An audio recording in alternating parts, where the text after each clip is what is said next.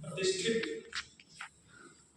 इलाहाबाद केंद्रीय विश्वविद्यालय के गरिमामयी महिममयी ऐतिहासिक संस्कृत पाली प्राकृत प्राचीन भाषा विभाग के द्वारा संचालित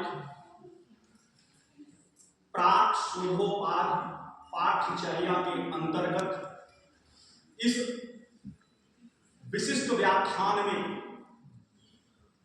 मंच पर विराजमान मुख्य वक्ता के रूप में सर्वतंत्र स्वतंत्र आचार्य, जो अपने ही विभाग के अमूल्य रत्न हैं, डॉक्टर सुद्युम्नाचार्य जी। मंच पर विराजमान संस्कृत पाली प्राकृत प्राच्य भाषा विभाग के विभागाध्यक्ष आचार्य प्रवर प्रोफेसर प्रयाग नारायण मिश्र सर। मंच पर विराजमान डॉक्टर निरुपमा त्रिपाठी मैम तथा इस विशिष्ट व्याख्यान के संचालन कर्म के प्रवृत्ति के निमित्त डॉक्टर विनोद कुमार जी।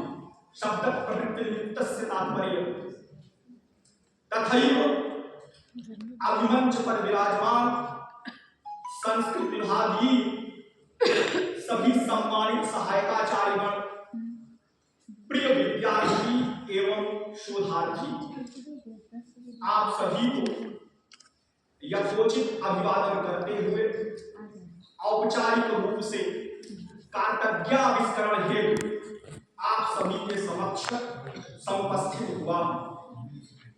विद्वज्जन, यह बड़े ही गौरव की बात है, बड़े ही हर्ष की बात है कि आज हम सभी के विभाग में इतने बड़े महनीय आचार्य, सर्वतंत्र स्वतंत्र आचार्य, विशिष्ट रूप से वेद विद्वान, व्याकरण शास्त्र के निष्णात विद्वान, दर्शन शास्त्र के प्रामाणिक और नवीन विद्वान के रूप में विश्व विस्तृत आचार्य के रूप में जाने जाते हैं डॉक्टर सुद्युम्नाचार्य जी का इस विभाग में पदार्पण हुआ।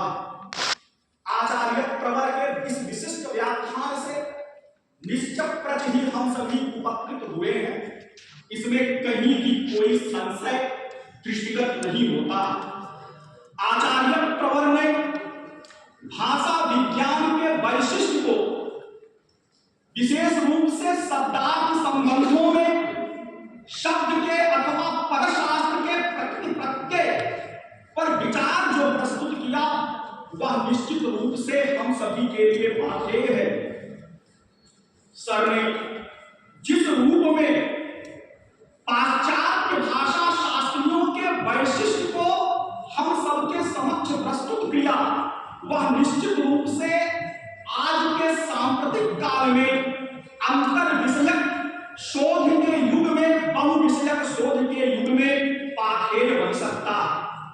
प्रायः विद्वज्जन हम जानते हैं कि अगर भारतीय ज्ञान परंपरा में संस्कृत वाङ्मय को जानना है तो संस्कृत वाङ्मय के केवल तत्व मीमांसा, प्रमाण मीमांसा, आचार मीमांसा, सत्ता मीमांसा, मनोविज्ञान, किन्हीं रूपों में उनको विभाजित करके हम नहीं जान सकते हैं।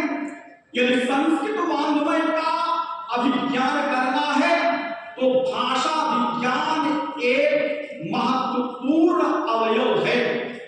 अंग्रेजी में कह सकते हैं कि without the knowledge of linguistics we can't know the Sanskrit.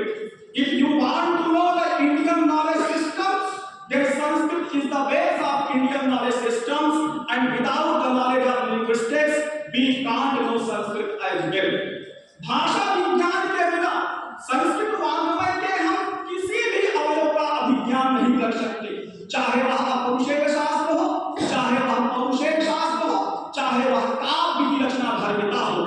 ऋषियों ने वैदिक काल से भाषा विज्ञान पर चिंतन किया है, चाहे वह ऋग्वेद में वाक्सूत्र के रूप में देखे, चाहे ब्रह्मविधान के रूप में देखे, या प्रातिशाख्य ग्रंथों के रूप में देखे, या जो है हम कह सकते हैं वेदांतों में कल्प और निरुक्त को छोड़ दिया जाए तो चार के चारों वेदांत जो है वो भाषा विज्ञान से संबंधित है। अर्थात शब्द और अर्थ के संबंध पर, शब्द की शक्तियों पर, शाब्द बोध पर जो मीमांसा है वह केवल दर्शन की मीमांसा नहीं है, अपितु इस शब्द शक्तियों पर, अभितान्वयवाद पर, अंतर्धानवाद पर, संसर्ग मर्यादावाद पर, प्रातिभवाद पर, इन सभी सिद्धांतों पर ऋषियों ने प्रायः सभी संस्कृत वाङ्मय के सारी विधाओं में जो है चिंतन किया है। अर्थात भाषा विज्ञान के बिना हम संस्कृत वाङ्मय को नहीं जान सकते।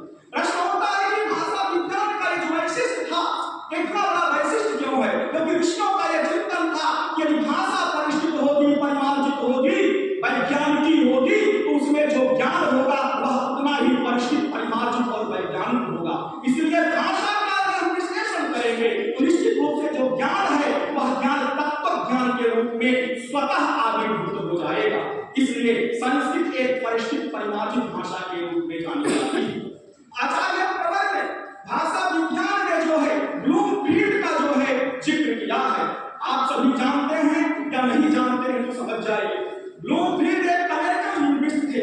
उन्होंने पाणिनीय अष्टाध्यायी को पढ़ करके कहा कि पाणिनीय Ashtadhyayi is a monument of the human intelligence. अर्थात जो अष्टाध्यायी है वह जो है ह्यूमन इंटेलिजेंस का, अर्थात मनुष्य कितना सूक्ष्म रूप से तात्विक चिंतन कर सकता है, उस तात्विक चिंतन का एक जो है स्मारक है। अर्थात इतना सूक्ष्म चिंतन जो है अभी तक किसी मनुष्य ने नहीं किया है। तो पाणिनीय अष्टाध्यायी की प्रविधि हम सबके लिए अध्यय बन सकती है। उस प्रविधि को अपने शोध क्षेत्र में जो है रख करके रिसर्च पेपर लिख सकते हैं, शोध प्रबंध लिख सकते हैं। उस प्रविधि पर विचार करने की आवश्यकता है। आचार्य ने पाश्चात्य भाषा वैज्ञानिकों के जो चिंतन है उन चिंतन को भी बताने का प्रयास किया कि कैसे संस्कृत को लेकर के जो उनका चिंतन था वह अत्यंत ही वैशिष्ट है। और आप देखें उसी पाश्चात्य भाषा वैज्ञानिक या विचारक में एक का नाम आता है जो अमेरिका के ही थे, शिकागो के, यूनिवर्सिटी ऑफ शिकागो के जो है प्रोडक्ट थे। उनका नाम है सेंडल पोलार। उन्होंने एक रिसर्च पेपर लिखा था the death of the Sanskrit. Sir Greek और लैटिन भाषा की बात करी थी। यह ग्रीक, लैटिन और संस्कृत भाषा जो क्लासिकल लैंग्वेज के रूप में पूरे विश्व में इंडो यूरोपियन लैंग्वेज के रूप में जानी जाती हैं। आप सभी इस तथ्य को नोट कर लीजिए। जब सेंडल पोलार कहते हैं कि the death of the Sanskrit, अर्थात संस्कृत जो है अपने आप में मितप्राय भाषा है, तो आप बताएं कहीं जो है ग्रीक का डिपार्टमेंट है, कहीं लैटिन का डिपार्टमेंट है, लेकिन संस्कृत का डिपार्टमेंट ना केवल इस बृहत्तर भारत में अभी पूरे विश्व के विभिन्न विश्वविद्यालयों में पढ़ाया जाता है, अध्ययन कराया जाता है, शोध कराया जाता है।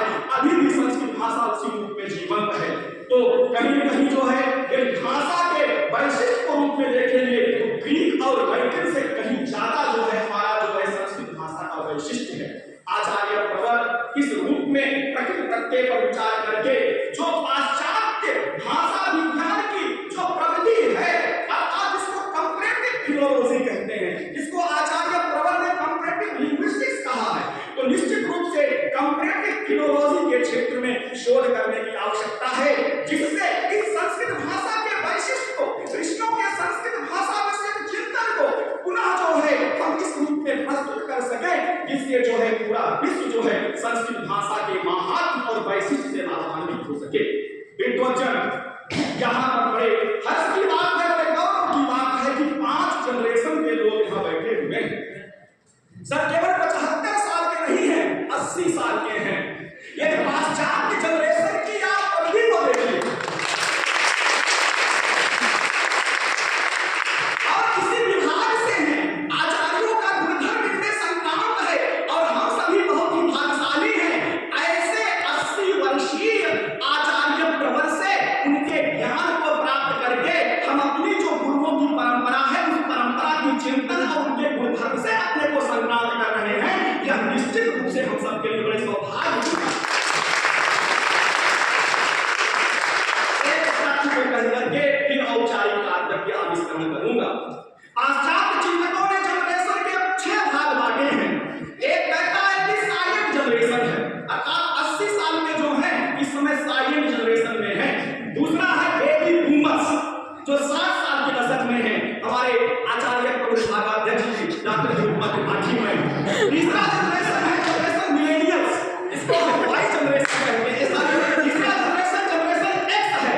जनरेशन एक्स में जो है हम कह सकते हैं कि जैसे आप हमारे कुछ लोग उसी बीच में हैं, डॉक्टर रूपमा त्रिपाठी मैडम को जनरेशन एक्स में मान ले सकते हैं, या जो है जनरेशन एक्स में डॉक्टर विनोद कुमार सर को मान सकते हैं। 80 के बाद के पैदा हुए मैं जनरेशन मिलेनियल हूं।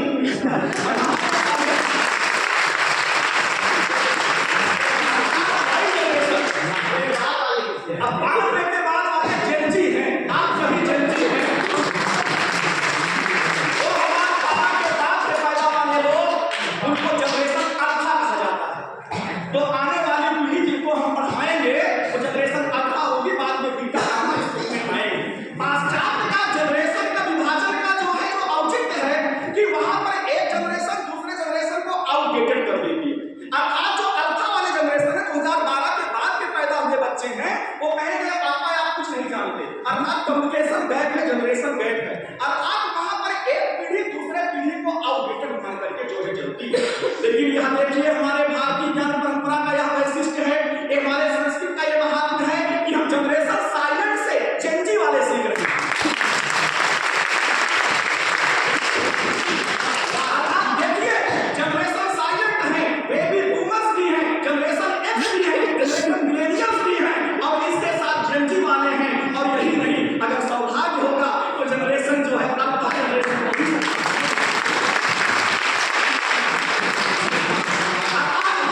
पीढ़ी में प्राथमिक चिंतन करते हुए, अपने बुजुर्गों से सीखते हुए और आज के सांप्रतिक युग में उस ज्ञान का परिष्कार करते हैं। इसीलिए ऋषियों ने कहा है यथोत्तरम मुनि नाम प्रामाण्यम।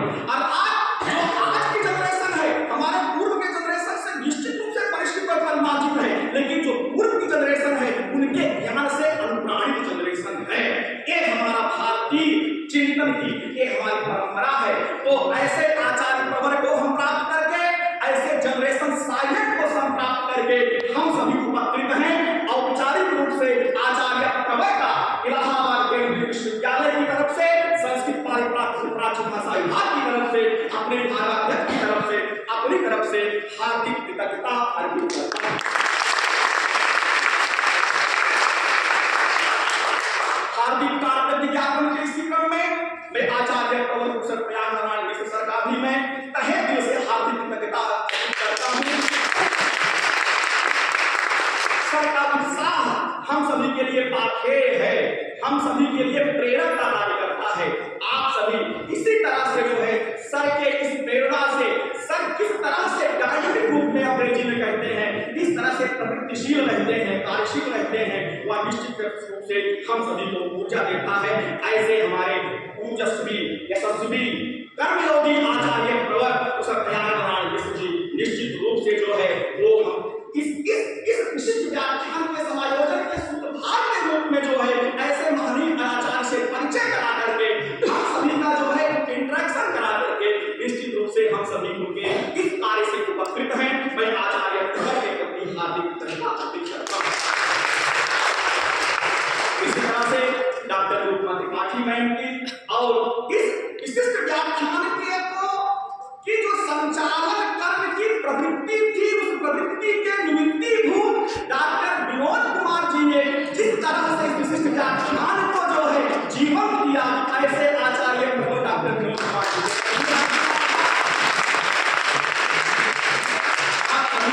सहायक आचार्यों ने इस तरह से आचार्य प्रवर के ज्ञान से उनसे वार्ता करके, संवाद करके जो है जो आचार्य प्रवर के ज्ञान को जो उपसंहार के रूप में आप लोगों के समक्ष उपस्थित कराए। ऐसे सभी हमारे विभाग के हमारे सहायक आचार्य, सभी विद्यार्थी और शोधार्थी आप सभी के प्रति यथोचित मंगला शासन करते हुए, मंगला शासन प्रकट करते हुए अपनी वाणी को विराम देता हूं।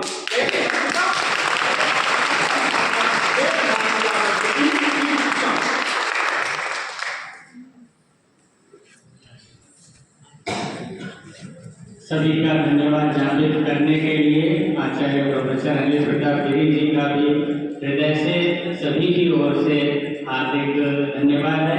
अभी शांति पाठ के उपरांत